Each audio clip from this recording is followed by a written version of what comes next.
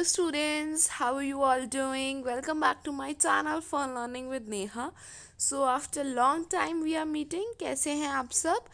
आज हम जानेंगे हमारी वीडियो में कि हम इग्नू से MA पॉलिटिकल साइंस यानी कि MPS कैसे कर सकते हैं, इसका एडमिशन प्रोसेस क्या है, बुक्स क्या हैं, स्ट्रैटेजी क्या है कि कैसे पढ़ें, लास्ट ईयर का क्वेश्चन पेपर भी देखेंगे, असाइनमेंट्स के बारे में जानेंगे और बहुत से लोगों को री रजिस्ट्रेशन के बारे में दिक्कत होती है तो उसके बारे में भी जानेंगे।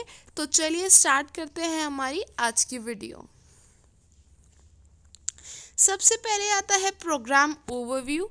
प्रोग्राम ओवरव्यू की इसका एम ये है कि आप पॉलिटिकल वर्ल्ड के बारे में, पॉलिटिकल स्टडीज़ के बारे में इन डेप्थ इन्वेस्टिगेशन कर सके ब्रॉड रेंज में, और पॉलिटिकल फिनोमेना के बारे में नेशनल, रीजनल और इंटरनेशनल लेवल के बारे में जान सके। उसके बाद आता है ये प्रोग्राम आपको क्या प्रोवाइड करता है, तो ये स्पेशलाइजिंग देता है आपको political theories, comparative politics, international relations और इंडियन गवर्नमेंट एंड पॉलिटिक्स के बारे में। अब हम आगे बढ़े कि टाइम पीरियड क्या है इस कोर्स को करने का। तो इस क्योंकि ये मास्टर्स डिग्री है तो मिनिमम ड्यूरेशन जो है वो 2 इयर्स है और मैक्सिमम ड्यूरेशन 5 इयर्स। बहुत से लोगों की क्वेरीज थी पिछले वीडियो में कि मैक्सिमम एज लिमिट क्या होती है। तो मैक्सिमम एज लिमिट नो बार आप कितने भी ईयर्स के हैं आप ये कोर्स कर सकते हैं। उसके बाद आता है कि आपको किन किन डॉक्यूमेंट्स की ज़रूरत होती है ड्यूरिंग एडमिशन। तो सबसे पहले जो आपको ड्यूरिंग एडमिशन या काउंसलिंग प्रोसेस में चाहिए वो सबसे पहले है आपके जितने भी डॉक्यूमेंट्स हैं वो सेल्फ अटेस्टेड होने चाहिए। एक कॉपी होनी चाहिए आपके पास ओरिजिनल के साथ। सबसे पहले आपको चाहिए 10th क्लास का मार्कशीट और पासिंग सर्टिफिकेट। उसके बाद आपको चाहिए 12th क्लास का मार्कशीट और पासिंग सर्टिफिकेट। उसके बाद ग्रेजुएशन की मार्कशीट या पासिंग सर्टिफिकेट, या फिर आपका वो भी चलेगा इसमें प्रोविजनल सर्टिफिकेट। उसके बाद आपका अगर कोई कैटेगरी है तो उसका सर्टिफिकेट चाहिए आपको, 2 पासपोर्ट साइज़ की फ़ोटोग्राफ्स, और उसके बाद आपका थंबप्रिंट एंड सिग्नेचर जो कि स्कैन होकर ऑनलाइन चला जाता है। तो ये सारे डॉक्यूमेंट्स आपको चाहिए होंगे। उसके बाद अगर हम बैचेस की बात करें तो पहला बैच आपका जनवरी बैच होता है जिसके असाइनमेंट आपको सितंबर में सबमिट करने होते हैं, और दूसरा जो बैच होता है वो आपका जुलाई बैच होता है जिसके असाइनमेंट आपको मार्च में सबमिट करने होते हैं।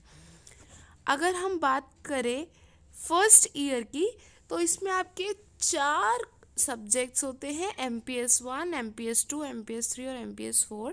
ये चारों कंपलसरी सब्जेक्ट्स होते हैं। इनके नाम यहाँ हिंदी में गिवन है: राजनीतिक सिद्धांत, अंतर्राष्ट्रीय संबंध, भारत लोकतंत्र एवं विकास, तुलनात्मक राजनीति। तो ये 4 जो सब्जेक्ट्स हैं ये आपके फर्स्ट ईयर में होते हैं। सेकेंड ईयर में आपके पास चॉइस होती है कि आप कौन से सब्जेक्ट्स को चूज़ करना चाहते हैं। तो it's all up to you कि आप कौन से सब्जेक्ट्स चूज़ करना चाहते हैं। इस तरह से आपको जो है चॉइस दे दी जाती है जिसमें से आपको कोई भी 4 सब्जेक्ट्स को चूज़ करना होता है। अगर अब हम बात करें टर्म एंड एग्जामिनेशन की, तो ये आपको एक क्वेश्चन पेपर दे रखा है। अगर आपने जुलाई सेशन में एडमिशन लिया तो आपके जून में एग्ज़ाम होंगे, और जनवरी में लिया है तो आपके एग्ज़ाम दिसंबर में होंगे। तो 100 मार्क्स का आपका पूरा पेपर आता है। उसके बाद 5 क्वेश्चन आपको करने होते हैं। इस तरह से 2 सेक्शंस आते हैं जिसमें से मिनिमम 2 क्वेश्चन हर सेक्शन से आपको करने होते हैं। तो ये सेक्शन 1 है जिसमें 5 क्वेश्चन है, और ये सेक्शन 2 है जिसमें 5 क्वेश्चन है। आपको टोटल 10 में से 5 क्वेश्चन करने होते हैं। ये आपको हिंदी का एक एग्जाम्पल दे रखा है कि हिंदी का क्वेश्चन पेपर किस तरह से आता है। सेम वही प्रोसेस होता है। अगर बात करें एग्ज़ाम की तो उससे पहले आपको हॉल टिकट भी चाहिए, राइट। तो ये आपका एक हॉल टिकट के तौर पे एग्जाम्पल दे रखा है कि हॉल टिकट आपकी कैसे दिखती है। तो ये हॉल टिकट होती है जिसमें आपका एनरोलमेंट नंबर, साथ ही साथ आपके कोर्स कोड और एग्ज़ाम डेट दे रखी होती है, सेशन भी दे रखा होता है। ज़्यादातर फर्स्ट ईयर का जो सेशन होता है वो मॉर्निंग में होता है, और जो सेकेंड ईयर का सेशन होता है वो इवनिंग में होता है। उसके बाद आपको यहाँ सारी गाइडलाइंस दे रखी हैं। Morning session 10 AM to 1 AM exam होता है आपका। Afternoon session 2 PM to 5 PM होता है।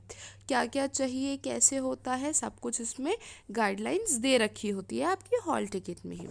उसके बाद अगर हम बात करें फ़ीस की, तो ये आपकी फ़ीस है। अच्छा, फ़ीस से याद आया, जब आप फर्स्ट ईयर में होते हैं ना, तब आपको एग्ज़ाम असाइनमेंट सबमिट करना होता है। जो असाइनमेंट की लास्ट डेट होती है वही आपके एग्ज़ाम फॉर्म की लास्ट डेट भी होती है।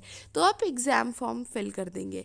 उसके बाद आपको री रजिस्ट्रेशन कराना होता है सेकेंड ईयर के लिए, यानी कि फर्स्ट ईयर में ही आपकी सेकेंड ईयर की फ़ीस भी चली जाती है। जब आप असाइनमेंट्स और ये सब सबमिट करते हैं तो री रजिस्ट्रेशन करना बिल्कुल मत भूलिएगा।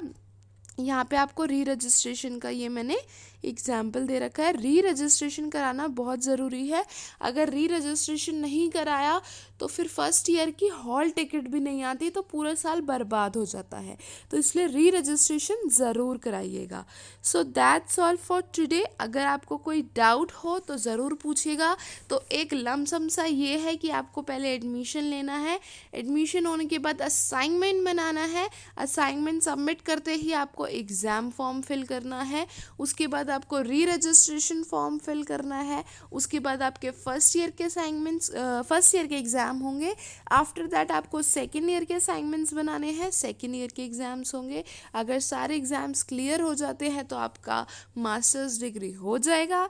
इन केस कोई एग्ज़ाम रह जाता है तो फिर उसके लिए आपको रीअपियर होना पड़ेगा। सो that's all for today. Thanks for watching my video. अगर कोई डाउट हो तो आप मुझे कमेंट सेक्शन पे या फिर मेरे इंस्टाग्राम अकाउंट पे DM करके पूछ सकते हैं। Bye bye, see you in the next video.